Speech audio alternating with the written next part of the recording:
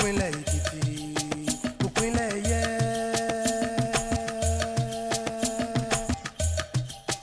Ìpínlẹ̀ Èkìtì, ulẹ̀ òyì ní.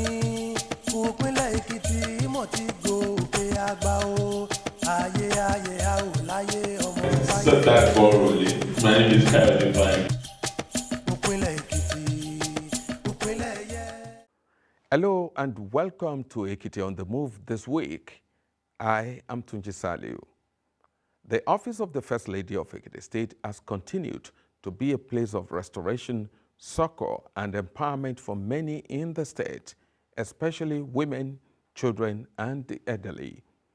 Many of the milestones reached by the state in terms of policy advocacy and enabling laws touching on women and children also have their roots in this all-important office.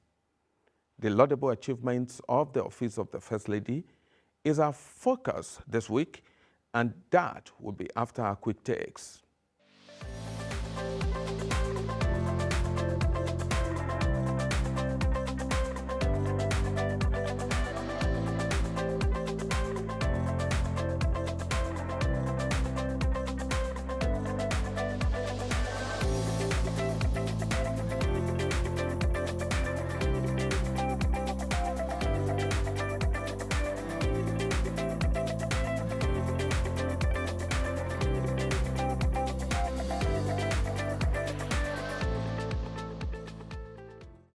In focus this week,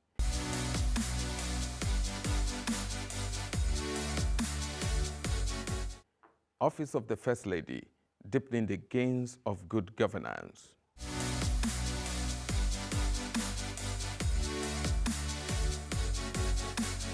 The Office of the First Lady, located in the three-story Ekiti On The Move Women's Center, is arguably one of the busiest offices in the state capital.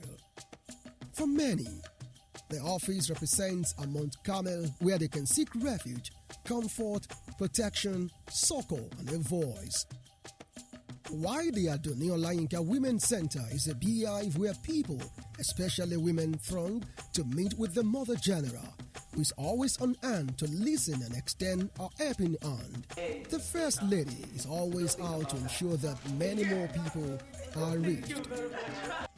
At the center of it all is Her Excellency, the First Lady of Ekiti State, Erelu Bisi Adeleye-Fayemi, whose profile as a gender and development expert, women's and girls' rights activist, policy advocate, leadership specialist, community mobilizer, politician, feminist and writer is redefining the office and bringing tangible development to every area of intervention in the state.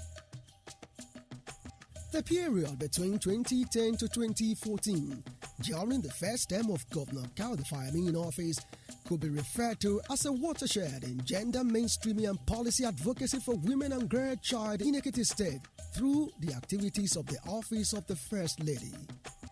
Some of the landmark achievements then include domestication of the national gender policy, making Ekiti State the first state in Nigeria to achieve these. Gender-Based Violence Prohibition Law 2011, Gender and Equal Opportunities Law 2013, HIV Anti-Stigma Law 2014, establishment of the Survivors Fund, establishment of the Multiple Birth Trust Fund, establishment of the Social Inclusion Center for Women and Children in Distress, among others. The return of Governor Adeleye-Fayemi to office in 2018 brought back the good fortunes associated with the Office of the First Lady. A deepening of the many interventions began in the first term, and more innovative and life-impacting programs now set in motion. During the JKF2 period that began in 2018 and that will go on to 2022, we have been consolidating on those gains. And one of those areas in which a lot of progress has been seen is in the area of mitigating gender-based violence. Gender mainstreaming and policy advocacy. The synergy between the Office of the First Lady and the State's Ministry of Justice has brought about many of the policies and laws in the areas of gender-based violence, girl-child rights, and many of the practices that impact negatively on the person and dignity of women. These laws and policies have distinguished Ekiti State in many ways as first among equals. We have a very robust legal framework. For example, the gender-based violence law. Ekiti State is probably one of the most progressive laws in the state. In reversing this trend, which people have called this scourge, without political will, we will not achieve anything. Without the leadership of the First Lady, we will struggle. We can have the laws, we can have the policies, but if you really don't drive it, as our people say, it's all in implementation. You need a face. Without the face of the First Lady, it's clear the whole agenda will struggle. This office is like a mini mediation center. We get reports daily. Women who are experiencing different forms of abuses in their homes, in their neighborhoods, women who have been abandoned by their spouses, with the children. So we invite the parties who are concerned in such reports, and we try to mediate. Where mediation fails, we extend our activities to the court by applying, maybe on behalf of the complainant or the person who is being abused. The Gender-Based Violence Prohibition Law 2019 also empowers us to apply for different kinds of orders on behalf of complainants. Other areas of intervention where the First Lady has brought her passion and influence to bear in support of young women and girl child in Ekiti State are HIV/AIDS awareness, Keep Girls in School campaign, and anti-female genital mutilation, where interventions have gone beyond public awareness and education to policy formulation and law enforcement. In addition, the First Lady also ensures the enabling factors that make women susceptible to discrimination are confronted squarely through the provision of economic empowerment for affected persons or survivors. This is Ekiti State Control Agency, and the wife of the governor is the chairperson. That is on one hand. On the other hand, there are a lot of other units under the wife of the governor, being supervised by the wife of the governor, like the Ministry of Women Affairs. Like there's a legal unit. We have a unit that is taking care of women. There's another unit that is taking care of children. There's a unit that is taking care of people that are sick. So we need to collaborate with all those people. You know, the wife of the governor is very passionate about anything that deals with less privileged people, indigent people, women and children.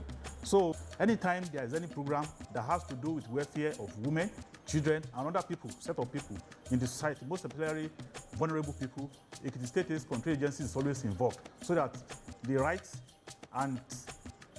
of people with HIV are also protected. The policy of this administration is to keep girls in school no matter what. So we keep them in school, most times because of the issue of stigmatization and harassment from fellow students and, the teachers sometimes who have, victimized the students and, be also part of the situation of what the students are going through. So we take them out of that environment, change their schools, sorting out the boarding fees and every other thing that is involved, keeping them in school. We have a long list of girls that we have done that for. Advocacy has been around breaking this cycle of generational poverty. Let our girls go to school and let them stay in school. In a state like Ekiti, where education is valued a great deal, it is not really a big deal to make the case for girls to go to school. But the difficulties we are having is keeping the girls in school. Because if our girls keep getting pregnant in school for one reason or the other, as I said, then our development is being threatened. It means further down the line, a whole generation of girls who could have been engineers, doctors, lawyers, architects, possibly ministers and governors would be selling pepper in the market or oranges by the roadside because they got pregnant when they were in school. And so one of the things that I've managed to do with the support of the educational system in the state, not without some controversy, or resistance, but at the end of the day, people understood the argument I was making. And this again was born out of experience of some of the girls that we've had to look after. If a girl gets pregnant when she's in school, unless she chooses not to, let her stay on in school till she's had her baby. If she chooses to go home, that's okay. But if she wants to stay on in class, allow her to stay on in class and take her exams and, continue with her education. We've had a law against female genital mutilation as far back as 2002. But as we all know, it's one thing to have a law in place. It's another thing for this law to mean something in the lives of ordinary people. FGM is firmly embedded in our cultural norms and practices. And so it's going to take a lot of effort. And one of the key mitigation strategies was engaging the circumcisers in those communities for them to have an alternative means of livelihood. Because the findings were that yes, a lot of it might have started out as an argument around culture, traditional religion, but the main reason why the practice keeps being perpetrated, even when people know that it's against the law, it's because some people's livelihood depends on it. And so the strategy there was luring these circumcisers away from the practice with an alternative means of livelihood. So in September last year, when I was doing the Obinrin Kete Tours, I introduced what we call the Drop the Blades campaign. And this was a very simple initiative of engage through the National Orientation Agency in Ekiti State, engaging with these circumcisers in at least 6 local governments to encourage them to drop the practice, some kind of an amnesty program in exchange for support for them to start a petty trade or other kind of business.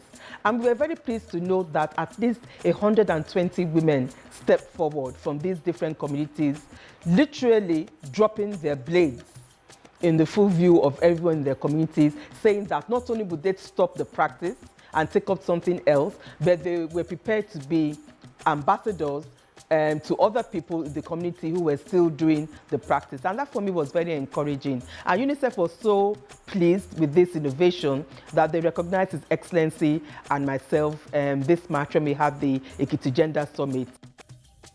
Community development, stroke mobilization. Every year, I would go around the state to all the 16 local government areas to interact with women, to listen to what they have to say, to listen to the requests they have of the government, and also to do whatever I can to support their efforts. And I use it as an opportunity to engage in advocacy on a number of issues. Generally, just to ensure that they are the beneficiaries of whatever programs or initiatives that the government has in place. And I also use it as an opportunity to support them with economic empowerment issues. The interventions are beyond tokenism. The empowerment program, giving machines to those who learn the trade. Hairdressing, dryer were purchased and distributed to them as empowerment. And some people who are trading, Mama empowered them. She gave them money to start trading and all those things. Even the issue of distribution of gas cooker. If it is about the widows, we have empowered close to 1,000 widows in Ekiti State. In terms of giving them money to establish, we have got them materials that they can start off their own business with. Last month, we gave out ATM card to 60 vulnerable Ekiti women, elderly ones, 60,000 on the ATM. And they are still holding on to it because they will still pay 20,000 on the ATM. This robust relationship with the Ministry of Women Affairs and Social Development and pension for looking out for the vulnerable in the communities have also led to the revival of the Multiple Birth Trust Fund, which provides financial and product support to poor families with multiple births, including long-term investment for families with triplets and above.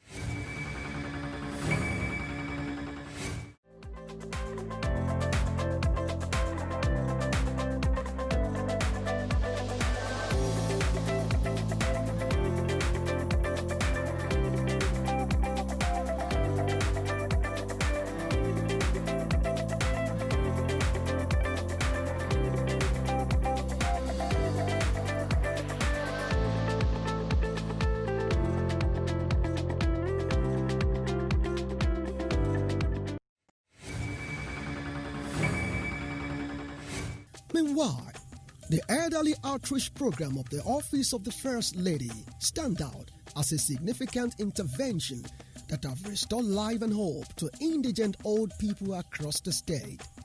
This initiative involves paying occasional visits to elderly citizens, many who have become deserted and lonely, as well as a food bank popularly called Ounje Arugbo, Food for the Elderly, where food packs are distributed to identified elderly people in need across the 16 local government areas of the state. The JK4 administration, I established a food bank that was used to support vulnerable communities in Ekiti State, specifically the elderly, widows, orphans and vulnerable children, and others like that. During the JKF2 administration, I decided to continue with the food bank, but I wanted to focus exclusively on the elderly. And that is because, first of all, I wanted to complement what His Excellency was doing with the Ounje Arugbo. But also because I knew that during the 4 years when His Excellency, after he had left in 2014, during those 4 years, the Ounje Arugbo program was brought to a halt. And when we started campaigning, I would notice a lot of elderly women in particular running after our campaign convoy with brooms in their hands, shouting, "Okwa Arugbo today, Okwa Arugbo today, the husband of the elderly is here," linking back to the Ounje Arugbo scheme and the way in which the elderly felt that they were valued and cared for. And that is why I decided that I was going to focus the food bank on the elderly as a way of continuing to support what His Excellency was doing, but also to try and broaden the number of elderly people in the state who benefit from this initiative.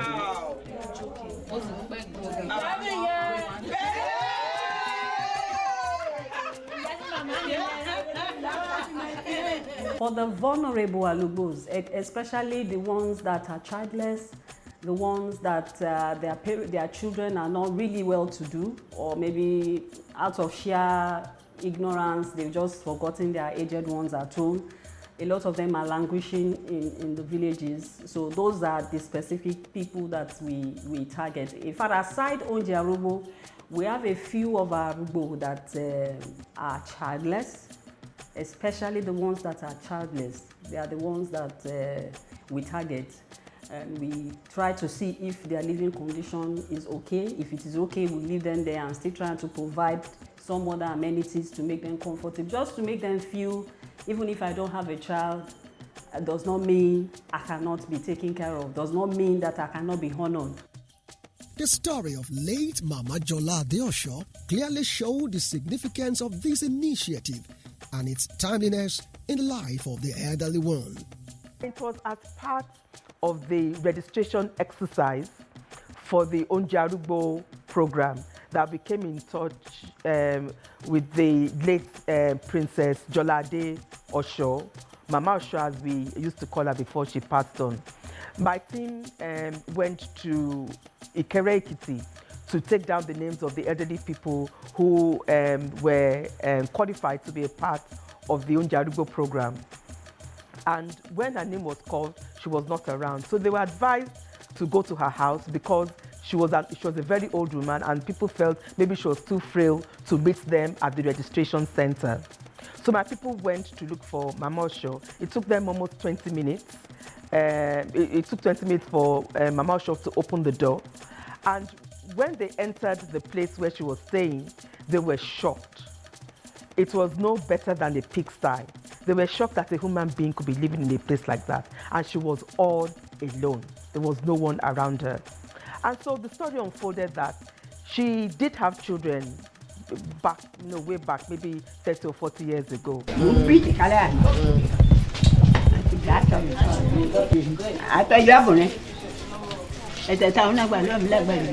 As of the time my team came into contact with her, she was at least 109 years old from the calculations that people in the community did.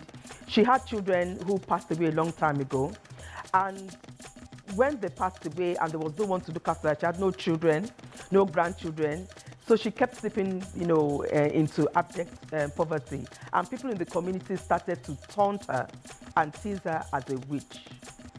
And that is the point at which we met her, not all alone in that family compound. And so I started taking care of her.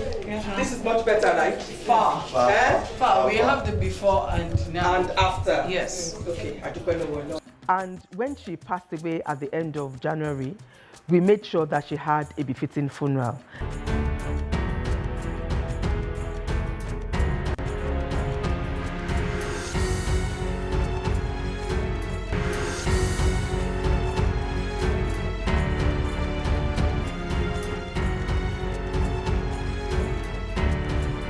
We are glad today that in her last days, God comforted her. All the things she believed had been lost, hope, faith in humanity, was restored to her. And we are very grateful today that Mama has had the opportunity of being buried like the princess that she is. And everybody knows that she has children. Such a redeeming intervention in the twilight of life. But the deeply innovative and thoughtful First Lady was not done yet with the elderly, as she has again come up with another project. Wait for it. Itan Arugbo project, we are going around talking to elderly people around the state who you probably have never heard of, who are not icons of the community or big time, known names, but they are people of integrity. People have lived valuable lives. They have extremely important stories to tell. And so far we've been able to document the stories of at least 75 wonderful elderly people, both male and female. And we are going to be formally launching the project very soon. Women in leadership and governance. Erelu Bisi Adeleye-Fayemi commands a cult following among women in Ekiti State. Wherever she goes, they go in appreciation of a leader who has empowered them to be the best they could be and stand on a pedestal to be heard unrestrained.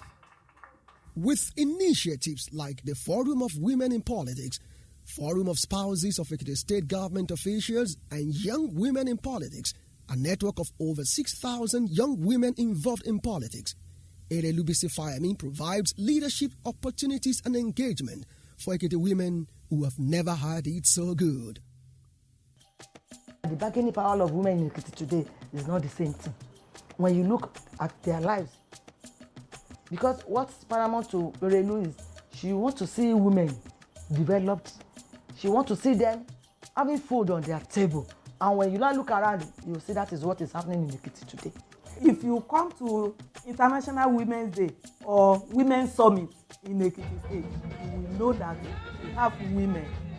We have women because they are happy, they are being celebrated, for somebody to feel important.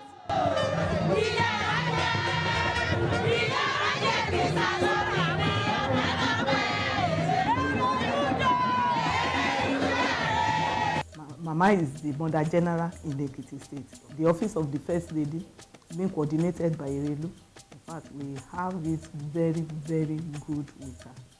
It is in recognition of these initiatives and many more that the Public Policy Research and Analysis Center in 2019 conferred on her the prestigious Zik Award for Humanitarian Leadership.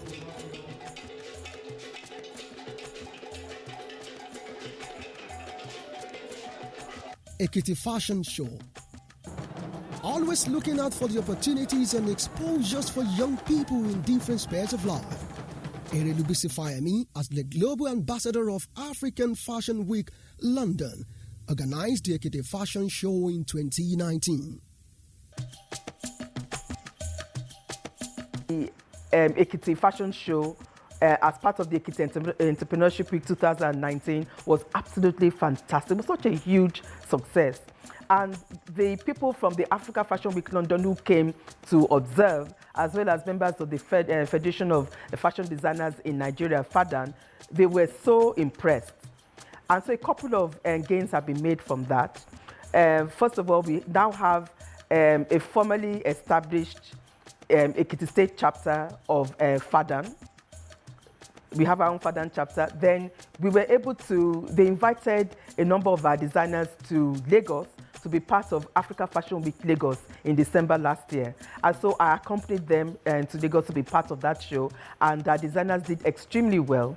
And I'm pleased to say that since October of 2019, it was the case before then, but I've been ever more conscious since then. Everything that I wear is made by Ekiti designers. And who do we have on the runway?